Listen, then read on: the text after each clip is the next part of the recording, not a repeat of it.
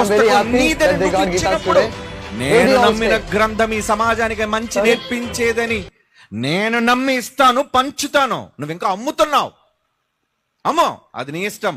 నేనైతే పంచుతాను. నువ్వెవరు వద్దని చెప్పడానికి? పంచండి సార్ ధైర్యంగా బైబిల్ని. బైబిల్ పంచండి రా ధైర్యంగా. వద్దని అడ్డుకునే హక్కు మరలా చెప్తున్నాను, రాజ్యాంగ పరంగా అది సీఎం అయినా పిఎం అయినా క్రిందనున్న ఒక స్టేషన్లో హౌస్ ఆఫీసర్ అయినా ఒక ఎస్ఐ అయినా అడ్డుకునే హక్కు లేదు. This is the constitutional right to every Indian.